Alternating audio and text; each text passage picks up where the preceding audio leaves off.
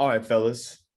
Top of the morning to you guys. As you can see, it's a little bit of a different morning. My eyes are all puffy. It's all right though. We up. We ready to He's like, go. other than Morgan and Dylan's eyes. Exactly, dude. I woke up today. I was like, this is my favorite part of the week, bro. I get to talk to you guys, and we got some good stuff, man.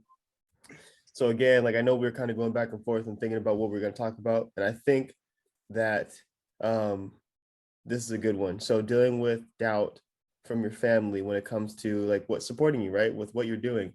It can be with work, it could be with, I don't know, growing up and you want to play with a certain sport. Your parents are like, you're not doing that, whatever it is, right? How do you deal with doubt? And sometimes aggressive doubt when you're dealing with parents or siblings or cousins or even friends, right? How do you deal with doubt from loved ones? And I know everyone deals with this, but for you guys, well, actually, let me just share something real quick because I have something too. Is I think that it hurts more, obviously, when it comes from someone that you love. You're super passionate and excited and gung ho about something, and then you bring them the idea or you try and like share it with them, and they're like, they just turn it down, right? They're not even trying to hear it. They're like, in one ear out the other, or they're literally like they're looking at you and their like eyes are starting to go apart because they're like literally not paying attention. Like they're just not supporting you at all. um, and then there's the opposite too, where it's not just they're not just supportive, they're going against you.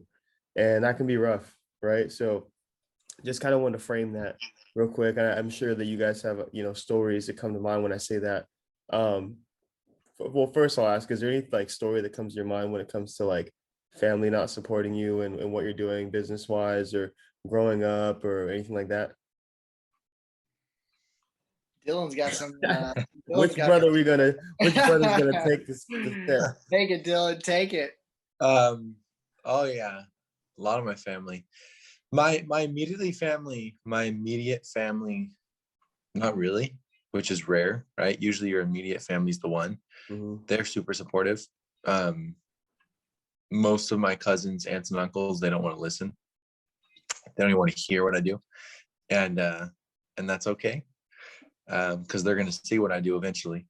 They're going to know me and all their friends and family too. So, but yeah, it's one of those things where as an entrepreneur, you have to understand that that's part of the process. So you can't hold it against them. You have to love them. And sometimes you can use it as fuel, to keep you going, but don't hold a grudge against them for it because they just don't understand. They have a different vision, and so that's just not their vision. Again, there's some people that are more aggressive than others. And so just remember, like, you're the bigger person. So you're trying to grow your identity and become better in all areas of life. And you can't do that while holding a grudge against other people. So just make sure you're continually understanding and growing. But at the same time, you can hold a little edge to you and use that to fuel your fire, but it can't be something long-term. It's going to be a short-term edge. I remember there's a guy named Eric Thomas, and he talks about Tom Brady. How Tom Brady, he was like one of the last, or if not the last, draft pick. And he called up his coach and said, like, you're not going to regret this. And he had used that as fuel for a little bit. But Eric Thomas says, do you think, I don't know, 15, 16, 17, whatever years later, he's still thinking about that day as fuel? He's like, no, that's in his mind, but he has other reasons why he's pushing and working. He's still not in that old mindset. So understand they're coming from a place of love, and some people are just jerks. Exactly. And what can you do? But don't hold it against them. It can also be because they know you as the old person, and they're like, that old Dylan is not an entrepreneur. Mm-hmm. And so they don't see how you've changed. So they're still talking about your old story, not your new story. And so the way you show them is through example of who you are now and through your success. Mm-hmm. And that's just part of unfortunately, sometimes it's part of the way it goes. So you have to just understand that and keep pushing. So that's what I would say. Yeah. No, for sure. It's super true, man. Like I think I think a lot of people, I'm not gonna say most, but I think a lot of people use that, not use it because that sounds like they're doing it purposely. I think a lot of people get broken by things like that happening to them. Mhm. Even if they're passionate about it, right? Sometimes like, and I know it's probably like, well, if you're passionate, then how could that stop you? But that matters for a lot of people, right? Having support from their like loved ones, especially. And so, you know, even if they're super passionate about it, it's almost like though, like Morgan, you've said this like, you know, a lot of times, like they can like steal your conviction, right? Even just like by something really small, a small comment kind of makes you doubt, like, wait, what? Like they said something real quick and they just left the room. And then you Mhm. just thought about it all night, like, oh man. And then it just kind of, you know, so anyways, it could just deteriorate and mess up your whole game plan and take your, you know, steal your dream really is what we're calling it, steal your dream away from you. Because To add to that point, Leighton, yeah, while you're on that subject, I think too, the more passionate you are about something, the more it hurts when someone that you're close to doesn't see your vision, yeah. because it's very important to you, and it's important that they understand it. Hmm. So I think that's why when someone's super passionate about something, and their friends, close friends, family, whatever, they don't see the vision and they're the opposite, it Yeah. hurts even more because you're like, dang, I Sure. was so excited to show you this, and now you're not supporting me. Yeah, So dude, I can only imagine like if I like if I was like a singer or something and I like bring my whole family in the room, like guys, you gotta hear the song I've been working on. And I'm like singing all passionate, like, "Ah," and they're all just looking at me like, bro, you suck. Like that like, what are you doing? Don't ever get on stage. Like that would just like that would destroy me. So it's one of those things where like, yeah, dude, it definitely like if you're again, if like you said, if you're really passionate, that makes it even worse. If you didn't really care, like I'm not a singer. So if I was singing, messing around, they said I was trash, and I'd be like, okay, this is what I do anyways. So that makes 100% sense. But what about you, Morgan? What about thoughts for you, man, or a story, or what comes to your mind when Dylan said that? A few things. One, something that's coming to my mind right now is it's interesting to see how people a lot of times will be willing to support you if it doesn't inconvenience them. Yeah, And that's something that I've noticed, particularly with our family, because I've seen it from an outsider's perspective, and now I see it from being in the business. How a lot of times, like the people that Dylan's talked to, specifically our relatives, have completely ignored him. And but yet there's other cousins of ours that start businesses and they're like, oh my gosh, you got to go follow this dude, you got to buy from this dude, it's amazing. And they're super supportive. But then all of a sudden when you're trying to like actually serve someone and help them and teach them and educate them on something that they have no idea, all of a sudden it's like, oh no, I don't want to talk to you. And so when people feel like it's inconveniencing them, that they have to commit to something, all of a sudden like the truth comes out. And so it's interesting how I've noticed that too. But if someone just puts up a thing on Instagram and says, oh, go follow this person, it's very minimal commitment, right? yeah. It's Wait, real minimal. quick on you, because since you said that, dude, because I thought of something too that I wanted to say, and I feel like I can say it just because, you Sure. know, anyways, uh like when it comes to what came to mind when you said that was like there I had a conversation. I'm not trying to take the conversation too left, but like it just came to my mind. Like we were on Instagram and and people were asking about like last year, like they were asking why wasn't I posting about any of the protests and like all this stuff, right? They're like, and they couldn't understand, right? Because they know how I am and how much I care about my culture and all this stuff. And they're like, you know, I posted some things, but I wasn't going in like that and like, you know, screaming at the top of my lungs, whatever. And they couldn't understand like why are you, you know, why aren't you saying anything, why aren't you doing anything? And I was kind of like, well, it's, you know, I live my whole life this way. Like I live my life, you know, the way that I'm supposed to, and my whole life is a protest, right, in a way.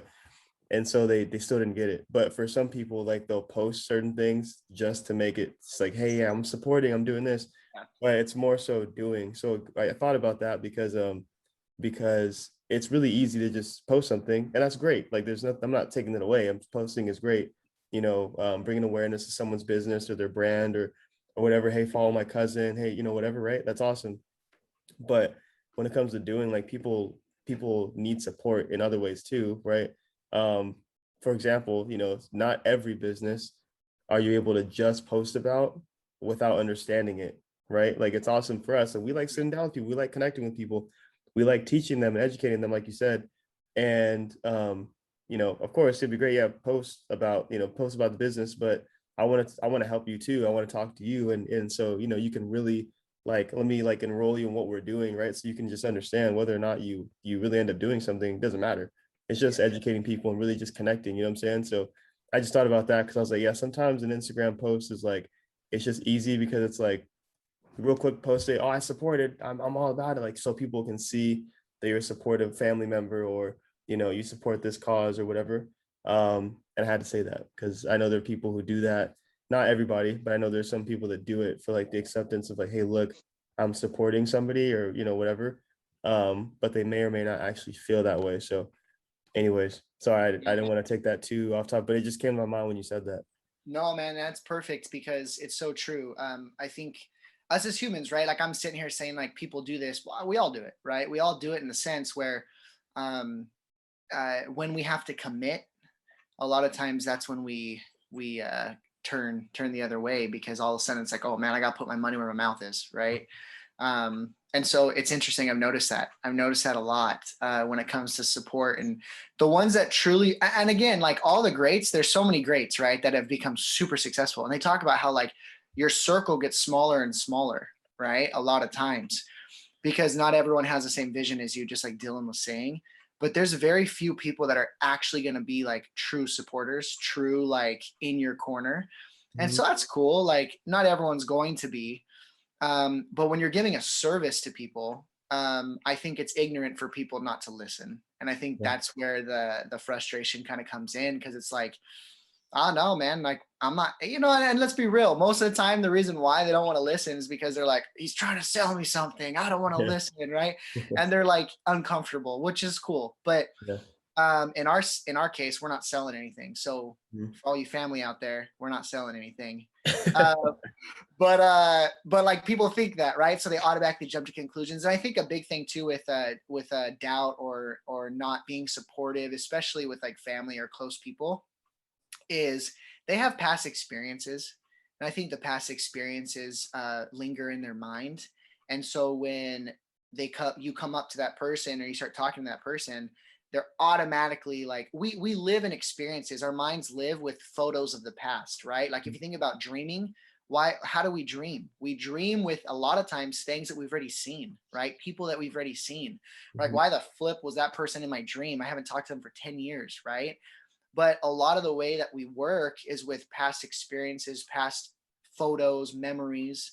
And so that's what happens. A lot of times people they've been shafted, right? They've been screwed over in the past. So they're skeptical, whatever. That's totally fine. I get it. And it's interesting because I actually was listening to a podcast the other day of someone that's in our business. And he was talking about how, one of his first appointments when he sat down with someone that actually goes to his church, um, the guy looked him dead in the eye and was like, you're not going to be doing this in the next 6 months, and just straight out like laid it down on him in front of his trainer. He said he was like so embarrassed. Anyways, 6 years later, dude's making hundreds of thousands of dollars. Like a dude's about to cross over a mill and pretty shortly here. And he went back up to that guy and he's like, hey, you remember? Like, I still remember. Dude. And then he said, look, I just want to apologize. Like, I by no means was trying to hurt you or to say that you can't do it. It's just my past experiences have taught me otherwise because Mhm. I know people that have tried to do something similar in the industry and they weren't successful at all. And so Mhm. that's the difference, is that people need to understand, like, we talked about in the last episode, right? Just because someone got fired from their job, that doesn't mean that I'm gonna get fired from my job. That means that that person probably sucked at his job, right? Yeah. But a lot of times in certain scenarios, certain businesses, certain entrepreneurial endeavors, I don't know why. Us as humans, we just assume, well, that person didn't make any money. That person wasn't successful. That person's business flopped. Well, that means yours is going to too. Like that's the stupidest mindset I've ever like heard of. Has Yeah. nothing to do with what I'm gonna do, whether I'm successful or not. But yet our past experiences just, I don't know, just people need to wake up and actually think. I think Mhm. that's the issue. People are For just sure. robotic. Like they just go through life think about what you're saying, analyze things, like actually dig deeper.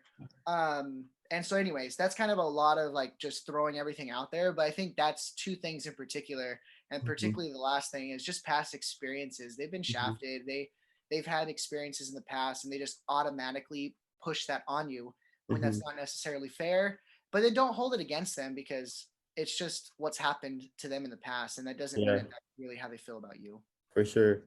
Do you know it's cool? Like, so two things, man. The first thing was, I don't want to interrupt you again. So you were talking about kind of like the when the guy like sat down with him and embarrassed him, and Yeah. then he was able to come back to him, like, hey, remember when? And um, dude, that's got to be the best feeling ever. Like, bro, oh my gosh, I just had to say that, dude, because I don't think I've spoke about this in any all of our other episodes, but there was a story of Steve Harvey. I'm sure you've heard this, Dylan, but he he when he was a little kid, his teacher embarrassed the heck out of him in front of everyone, dude. Like, she had an assignment, asked him, ask everyone to write down what they wanted to be when they grow up on a piece of paper.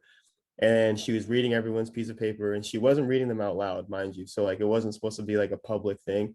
But for Steve's, she thought it was so outrageous. She called him to the front of the class and she read it in front of everyone and embarrassed the heck out of him. She's like, "Oh, you said so I told you to write what you want to be on when you grow up on this piece of paper, and what you came up with was you wanted to be on TV." And she just like stared at him, and like all the kids were like, he said like started like bubble, like people were laughing, and he's like, "Who the heck in your family has been on TV?" And then he just like, and he had a really bad stuttering problem, so he couldn't even talk really well outside of his house. And so he was just he couldn't even defend himself. He's like, "See, look, you can't even talk. Like you can't like why how are you gonna be on TV?" Dude just laid into him. And anyways, um, I think the cool thing is like that she's still, I don't know if she's still living like right now, but when he told this story, I think it was like 10 years ago, and he said he had been sending her flat screen TVs every year. And it's only, I think he said the channel only, it's only programmed to show channels that he's on every single day. I was just like, let's go, son. I thought that was the Uh, coolest story, man, just because like I don't know. You that's get doubt from all kinds of different places, And again, a teacher, it could be something that it might as well be a family member because it's someone you look up to, you're learning from, and you look at as like this figure of like, oh, you're successful, you're teaching us, right? And they're like number one gonna embarrass a little kid in front of the whole class, but like it just I'm sure that like, dude, I don't know what that did to him, but anyways, obviously, it's part of his story because he was like, he could tell it now. So that was the first thing. And the second thing was taking it a little bit differently. I just want to ask one more thing. I think going a little bit more on self-identity of these people that don't want to sit down, they don't want to support. Um, because I think one of you guys mentioned it earlier, because they don't have the confidence to just say no if they're not interested, right? If they are, okay, well, cool. That wasn't really the goal, but if you aren't, that's okay. That really wasn't the point. Um, but talking about why they don't want to, how, like, you know how do you develop that, right? Because I know for sure like there's going to be people who feel this way, right? Like let's say you're in the mall and you're walking around, you're with your family or you're by yourself, even better, and you see someone like they're like either trying to clean your shoes, like, dude, I always wear white, I love white shoes, and so that is the first thing they see. And I know I'm walking past, hey man, let me talk to you, hey, hold on, G, hold on, let me talk. I'm like, bro, I'm good, man. And then they're like, oh no, you're gonna do me like that. And they make you feel bad. And like somebody who like doesn't have the confidence, like, all right, man, they don't want to go over there. They know they don't want to get their shoes clean, but they'll still go and do it because they can't tell them no. And I think that's what people are scared of, right? They're scared they won't be able to say no. Whether or not they feel like they need it or not, I think that it's really tough, right? Or like they'll sit and like again, same situation in the mall. It won't be cleaning your shoes. It'll just be them trying to talk to you about their business. Like, hey, let me like come here, let me show you this real quick. And like most people, I don't want to talk about anybody who's doing like any kiosk work, but most people want to just keep walking. They're trying to get to a store. They weren't trying to stop anywhere in between that, and they'll like take their phone out, look at their phone, like trying to make sure they're distracted, or like call someone as they're walking by, like, oh yeah, I'm busy, like, so they don't have to like even be in that situation to say no, to look at that person, like, oh no, I'm not interested. it's something that I think a lot of people struggle with. So how do you guys change that? Right? Like, how do you, or maybe because you can't change that for other people. So let's change that. Like, how do you guys, how would you deal with that? Right? With someone or you're dealing with people that kind of have that issue. Like, what do you guys think? Or do you not deal with it at all? So I'll share a quick experience as you're saying that. I don't know if you guys have ever heard of Pocky. It's like those little like sticks with the you dip that's like dipped in chocolate, right? It's like some Asian candy. Yeah. And I I used to I used to do like promotional work for different companies. So they'd send me to different spots throughout LA and I would promote their brands. And I'd have to stop people and explain the product and stuff. Oh And I man, would my bad. I know I was talking about you doing my no, you're good. You're good. Because it's like a real experience. so so it's funny because I had to promote the Pocky brand and we would drive, we'd have like the big van, like, you know, like taco trucks. It was like that, but it was full of Pocky, like full. And we'd hit up different spots. And I would get, it was free, right? Like we had to give out all of it at the end of the day because Pocky wanted everyone to be able to see and taste the product, so then they wanted to buy it. And so people, like, this is how interesting people are. They would have rather paid for it than got it for free. So when I would give it to people, they were like, oh, no, thank you. No, thank you. Mhm. Someone asked me, how much does it cost? And I said, it's free. And they go, oh, never mind. And I was like, what? Like, how does, okay, $10. Like, you want Yeah. to pay me money for it? That's fine. It's free. But like, it's just, it's so crazy. So I think one thing with people is people are automatically skeptical. And so you have to relieve their skepticism from the beginning, address their concerns right away. Because they're thinking, oh, it's free. There's a catch, Hmm. right? And so, like, look at that. She wanted me to charge her. Remember, the lady wanted me to charge her, and she would have taken it.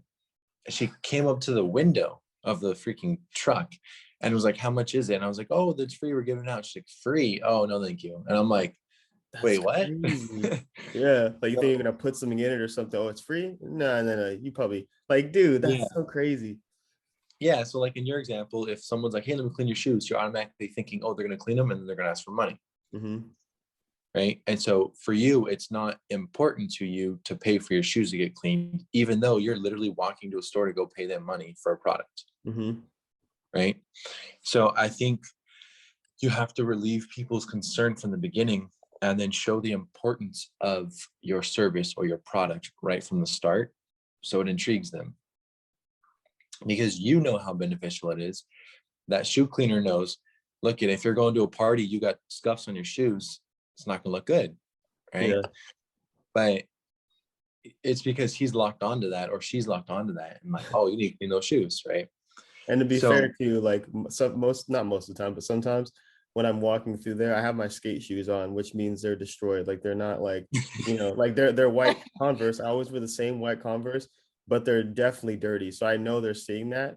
But I'm also like, I'll tell them like, yo, dude, my bad. These are my skating shoes. I don't think they understand. They're just kind of looking like I'm like my shoelaces are ripped. There's holes, like, like that's what happens, right? there's no And going then back. yeah, exactly. I'm just like, I gotta go. They're Yeah, super dirty. So I understand why they see that like dirty white. Like what the oh yeah, yeah, we got him. But yeah, so anyways, yeah, you that gotta makes see sense. the value, man. So but I totally get what Yeah, you're saying, bro, 100%. yeah, and like the last thing too, like you were talking about is identity. So I have so many friends that are like, hey, I want to show you my business. Sure, let's talk about it. Like if I find value in it, I'll invest in it. Hmm. If I don't find value, then I'm gonna let you know. I appreciate your time. I appreciate you showing me. This isn't something that I'm interested in right now.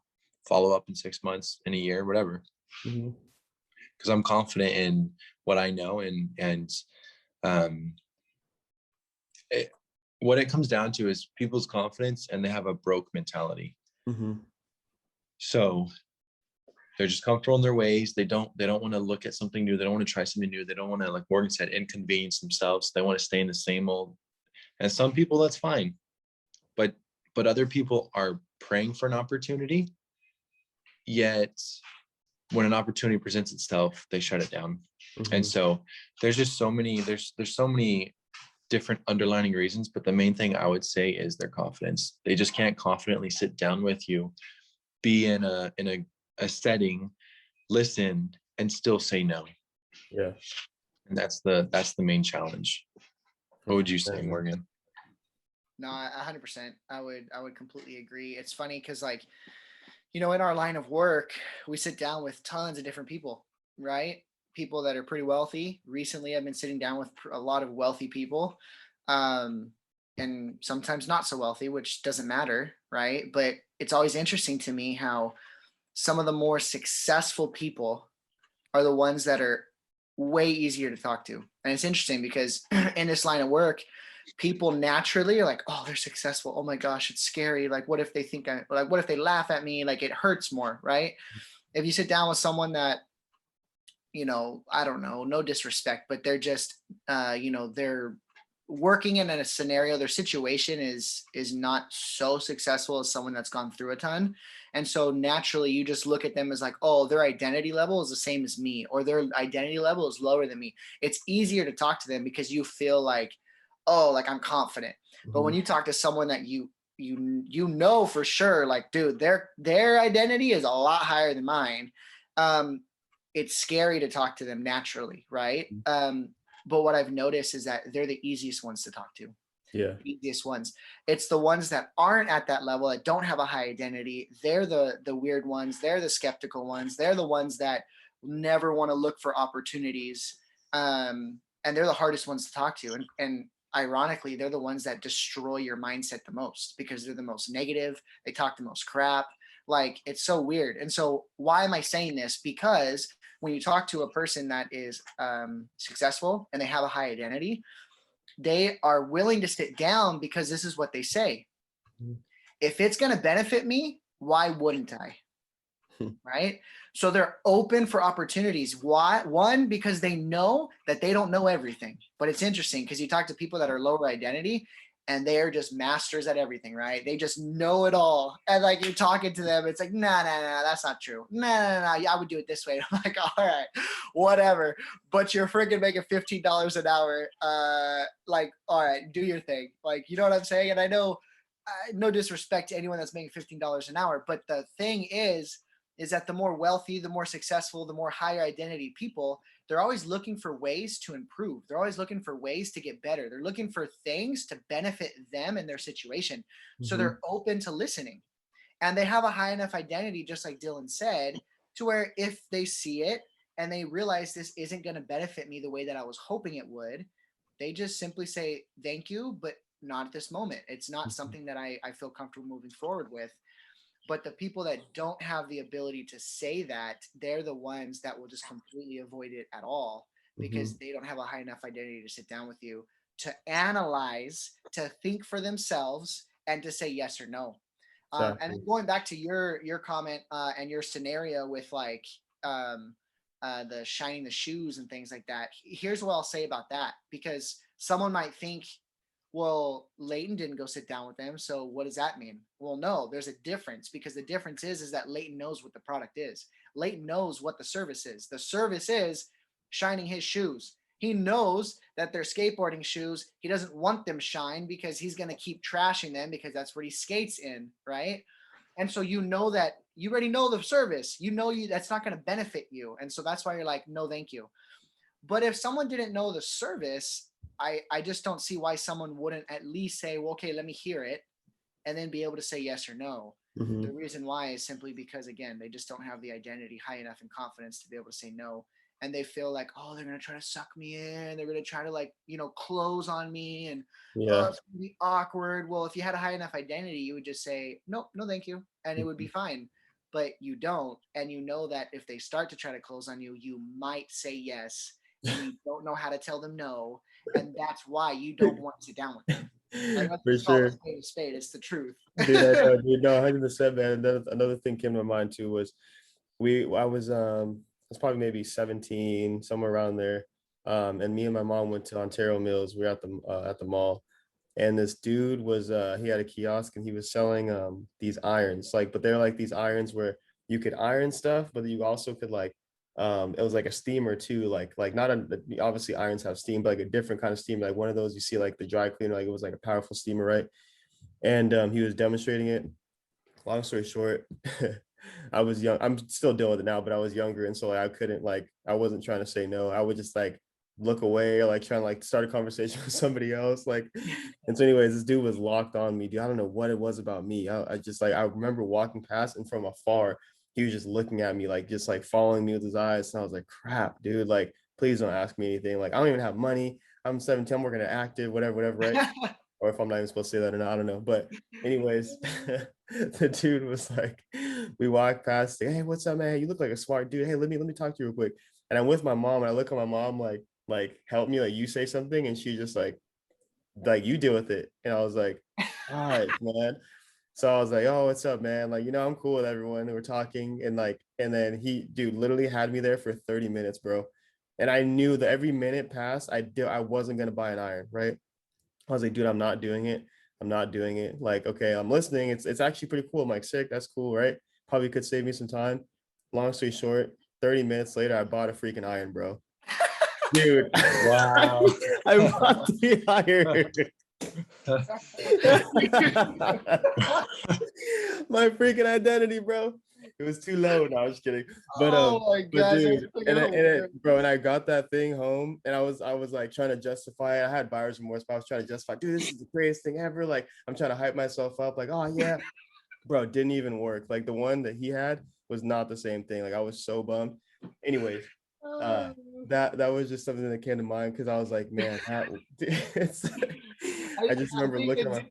I Go think it's ahead. important to know, like, we're all there. We've all been there, right? But Yeah. that's the point. A reminder to all the viewers, like, this is this is School for Champions freshman year. Like, we're Yeah. all on this journey to become high identity people, successful people. So we all have those moments. And so I don't want people to think, like, as we're talking, like, oh yeah, they've just made it. Like, no, like, I'm grateful that you were vulnerable, because we've all had those scenarios. But I'm trying to say that, like, we all need to become confident, high identity people. We all need to improve. Self-development is so important. And Mhm. we all need to be working on that, because we need to be able to stand up for ourselves and say yes or no, whether we want it or whether we don't.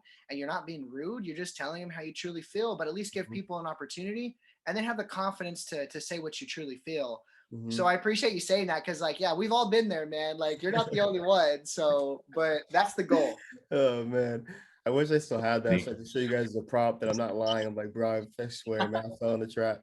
But that was just something I wanted to add in, dude. So, anyways, always grateful for you guys and for these conversations and the fact of the matter is with this one, with like just like all of them, but with this one, I feel like it feels really good, right? It gives you confidence that that you can talk to people and not feel pressured to do what go left or right. It doesn't matter. Like what if you need it, if it benefits you, great. If not, no worries, right? And so I think at the end of the day, like just realizing that a lot of the things we talk about, if you master it, it just makes you feel good, right? It's not necessarily you're doing it for any outward, for anybody else, but just feeling confident in yourself, being able to, sit down and support your friends and family or whoever else, honestly, for that matter. And just being able to be honest, right? I mean, I think it comes down to being scared of being honest because people just they just get uncomfortable. They don't like confrontation. They don't want to rock the boat. And I think that it's something to be aware of, right? And be a little bit more self-aware of. And so, anyways, man, super thankful for you guys. Another good one in the bag, bro.